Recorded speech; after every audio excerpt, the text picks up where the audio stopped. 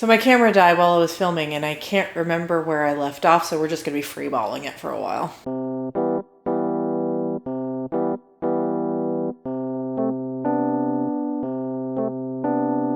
Hello everyone and welcome back to my channel, Just Another Struggling Writer, the Bleeckert Authors one-stop shop for commiseration and hopefully inspiration. My name is Carrie Scher and I am just another struggling writer. Today I am bringing back my Behind the Bandwagon book review series. If you're not familiar, in order to qualify for this Behind the Bandwagon series, I have a few criteria for a book to meet. The first is that the book is at least 5 years old, with at least a 4-star rating on Goodreads, with at least 100,000 reviews on Goodreads. The reason for the criteria is that I'd like the series to focus on older books that were very popular at the time that I missed out on the first time around. And I'd just like to see if they hold up. So for today's review, I am talking about The City of Brass by S.A. Chakraborty. This book came out in 2017 and it currently holds a 4.15 rating on Goodreads with over 116,000 reviews. Though to be honest, I'm actually cheating just a little bit with this review because I've actually read this before. I actually read it in 2018, just shortly after it came out, and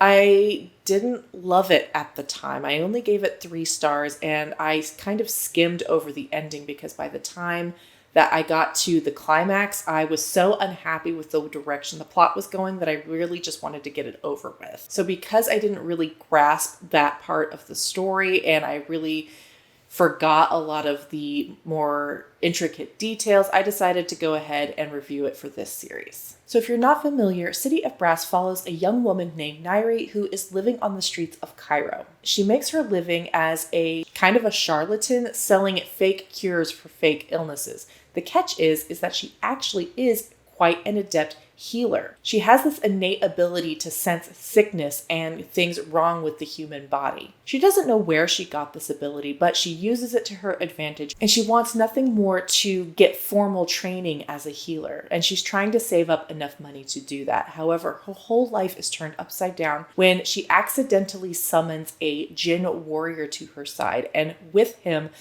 a group of evil jinn called Ifrit, who, as it turns out, have been looking for her. The jinn rescues her and whisks her away to the city of the jinn, Daevabad, where we meet our second POV character, Ali, who is the prince of the jinn and second in line to the throne. Ali is a sort of idealistic young man who has been secretly working against his father to provide support to what are known as the Shafit, who are half jinn, half human, or at least part jinn, part human. Shafit are second-class citizens in Daevabad and are looked down on specifically by the clan with the most power in the city. Unfortunately, the Shafit's lot in life has gotten so bad that it is causing political unrest that Ali finds himself at the center of because of his connection to his father and his friendship with those supporting the Shafit cause. Nairi's arrival in Daevabad causes an uproar as she is believed to be the last member of a clan thought long dead. Her jinn bodyguard Dara also causes something of a stir as it is revealed that he is a warrior that committed some pretty terrible atrocities thousands of years ago before he was captured in a lamp to serve human masters, granting wishes, something that causes most jinn suffering that fate to go insane. Daevabad is already one match away from going up in flames, and Nairi's arrival just might spark that flame. So at the time that I originally read City of Brass, I only gave it 3 stars. Like I said, there were some issues that I had with it that as it went on and on and on, it just kept getting worse and worse and worse for me. And when I got to the climax and I could kind of see how things were going and I didn't really care for it, I just started flipping through it and just skimming it just to see how it would end and get it over with. And if I'm being honest, all of those issues are still there. I just feel a little bit better about them for having reread it. My biggest issue is that I find Ali as a POV character to be very, very boring. I do not like his particular cocktail of character traits. He is extremely idealistic and extremely short-sighted and extremely rigid in his thinking.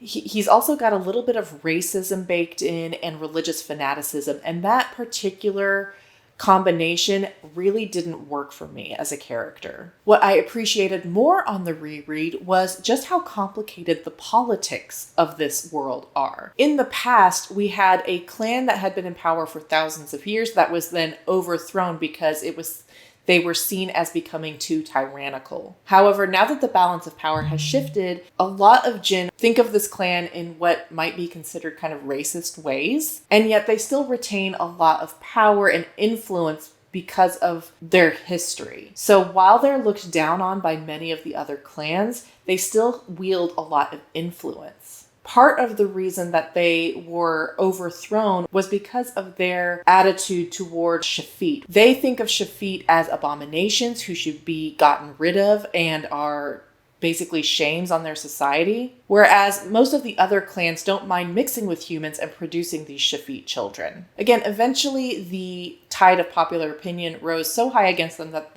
they were overthrown. However, that conflict regarding the Shafit is still causing issues in Daevabad at the time of the story. So my camera died while I was filming and I can't remember where I left off, so we're just gonna be freeballing it for a while. That's why Nyrie's arrival in Daevabad causes such an uproar, because she is thought to be a long-lost surviving member of this clan who was thought to have died out years ago. That whole part of the plot was totally lost on me the first time around. But taking my time with it and sort of being determined to enjoy it more this second time helped me pay closer attention to the politics. And even though they're very convoluted, I did enjoy that part of the story far more than I did the first time. Unfortunately, I still had an issue with the ending, and the reason for that is because Dara is my favorite character, and he is treated as kind of the butt monkey of the story, the kicked puppy who can never catch a break. I normally don't go for the morally gray bad boy characters, but he really latched onto my heart, and I really felt for him.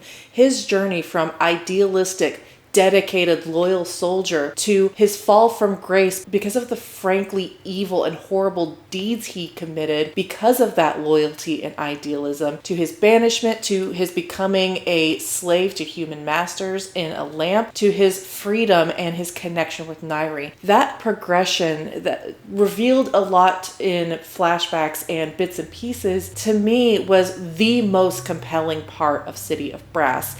And the ending really fucked him over in a way that hurt my heart and made it really difficult for me to want to continue. Even though I did enjoy reading it more the second time around, that ending really, really hurt me. There are still aspects of it that I love. I love Nyrie kind of taking more control over her situation and her circumstances.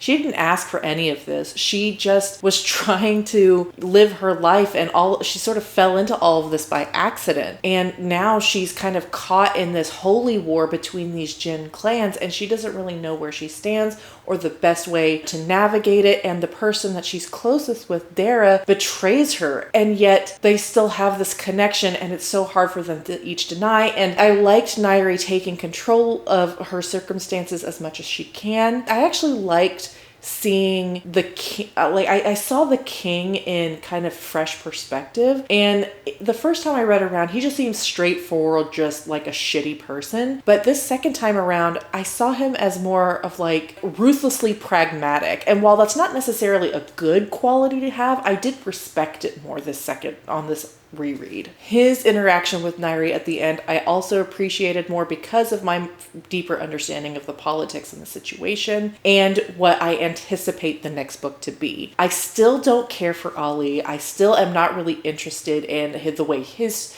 arc ended in this first book and where I anticipate his participation in the story going. Not really interested there, although I know he does continue to be a major player in the second and third books. That's just something I'm going to have to get over if I want to continue reading. I do anticipate Dara's ending not being as final as it seems. I do see him continuing to play a major role in Nyrie's life and in the greater plot. I'm just scared for him, and I'm scared of what's going to happen to him. And I'm just like, I just love him so much. And I'm just like, leave that boy alone. Give that boy some peace and some happiness. So that's something that he almost found with Nairi before it all completely fell apart. Again, this book is right up my alley. I love Middle Eastern fantasy and I love Jinn stories. So I was really disappointed the first time around when I didn't like so much of it and felt like I had to give it 3 stars. And I'm relieved that this time that it did appeal to me more. I think I was just a victim of the circumstances. Really proof positive that your mood can affect how you perceive books more than I even realized. All told, I upgraded my rating from 3 to 4 stars. Again, there are still issues that I have with it. There's still elements that I really don't care for, but the setting and the writing style and Dara and Nairi specifically, their character arcs separately and together are so compelling to me. There's so much more to be gained out of this. It's very heart-wrenching and it's very, very compelling and engaging, and I can't wait to get my hands on the second book, The Kingdom of Copper. And that is everything that I have for you guys today. Thank you so much for watching. Leave a comment and let me know what you thought of City of Brass, who your favorite character was, and warn me about what might be coming in the next 2 installments, but no spoilers. If you like my channel and want to support my content, please consider liking and subscribing. It is so appreciated. I am still just a baby YouTuber, and every single new follower and every new view counts more than ever. And with that, I look forward to seeing you guys in the next video. Bye.